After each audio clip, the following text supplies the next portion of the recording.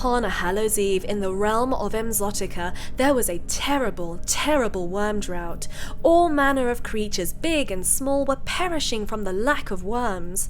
The worms had been cursed away by the ancient evil demon, the Baba Kook. The awful worm drought had been foretold by the wise witch snake Zombetha. Zombetha had prophesied that the Baba Kook must be vanquished by the end of All Hallows Eve before he could reach his full strength, or the land would be cursed for all eternity. The Baba Kook was an ancient, vengeful beast who preyed upon the pure souls of the weak and the malnourished. When the Baba Kook's appetite for souls had been satisfied, he would disappear again for another year, and worms would flow plentifully once more. For many months, brave animals had tried to stop the evil Baba Kook, but none had ever returned. Time was running out. Which brave creature could face the evil of the Baba Kook? Grinchy was a small, beautiful bird beloved by all in the land. He was a kind friend to every creature and the greatest finder of worms.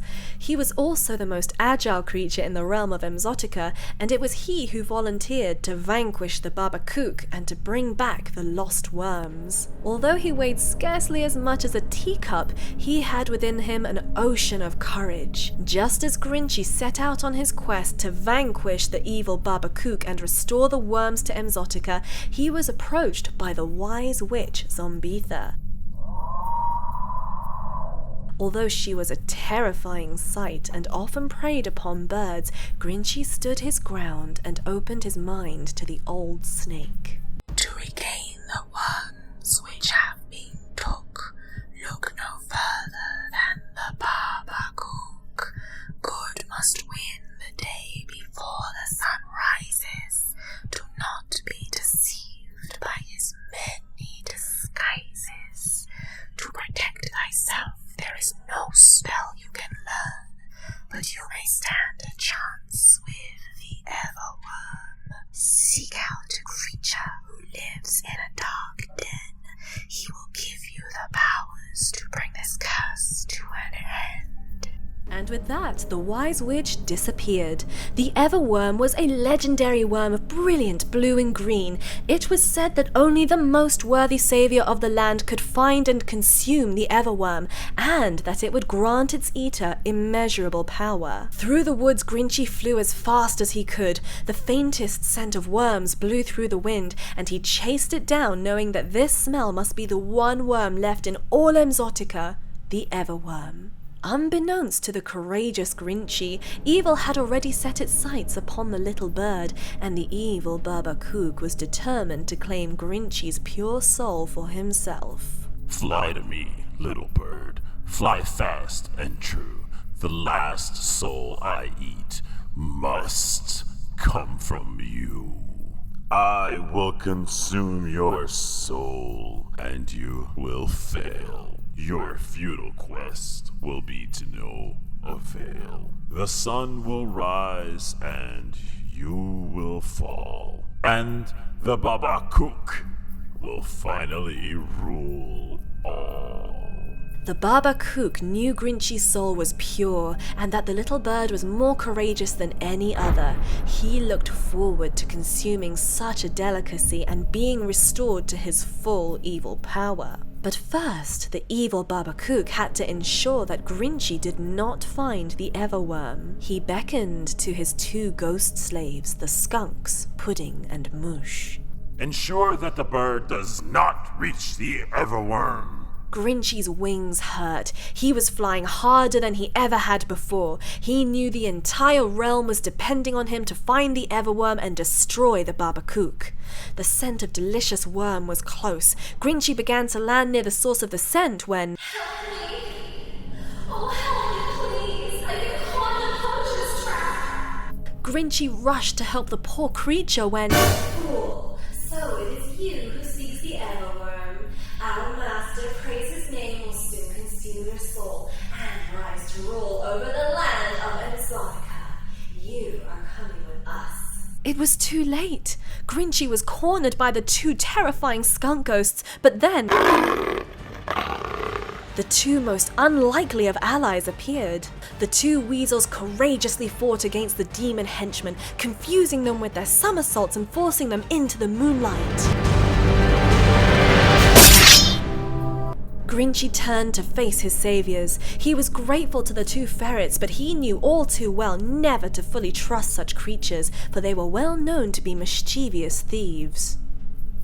Fear not, brave Grinchy, we are not sinister. We are simply two ferrets named Dobby and Niffler. Be cautious, dear bird, for evil is cunning. He sent you his skunks because he senses you coming. You must hurry now, the night will not wait. To find the dark den, head through that gate. Don't give up your quest, though the road is long. We know you can do it, so farewell and be strong.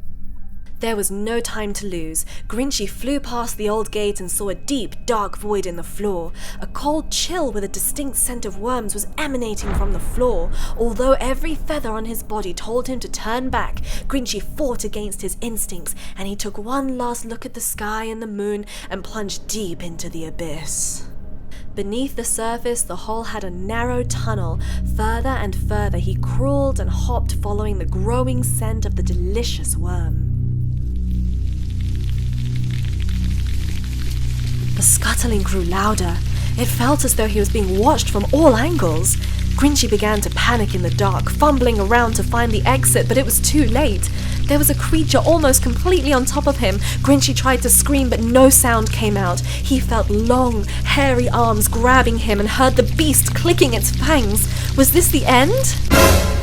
You must be Grinchy. I've been waiting for you to bring back the worms. Here's what you must do. Please take my gift. You'll find it's unique to give you the power to destroy what you seek. This is the Everworm, which holds infinite power to protect you from evil until the witching hour. Now leave my dark den. My work here is done. Quick, before the sun rises, you must eat this and run. The giant spider pulled from its abdomen a huge, beautiful worm. From within its soft, gently squirming body emanated a calming aura.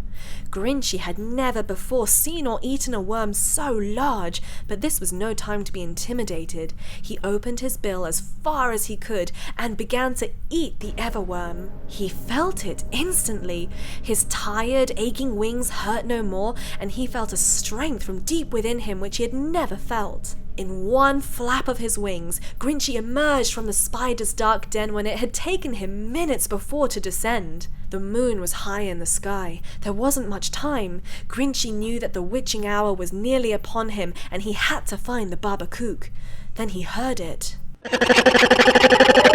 Grinchy heard the foul beast's evil bellow. The Baba Kook had sensed that Grinchy had eaten the everworm and was furiously cursing the land. Grinchy hastily flew towards the lair of the Baba Kook, the power of the everworm pulsing through his veins. The cries grew louder as he approached a dark shack in the woods. Knowing that only he could stop the Baba Kook, Grinchy flew fearlessly into the shack, praying for an end to the demon's mad curse. No sooner had Grinchy flown into the shack when he saw it, a huge, terrifying feathered demon with eyes full of hunger and hate. You foolish Grinchy, your time is done. I may not rise to power, but I won't let you run. You've saved no one, now sit and squirm as I feed you this toxic, poison-dipped worm. You will not perish. You'll live on as a husk, and you'll remember those failed from dawn until dusk. I will peck out your eyes and put your head on a spike, and next Halloween I'll come back and strike. Grinchy puffed out his chest valiantly. He did not know if he could survive the full wrath of the Baba Kook, even with the power of the everworm.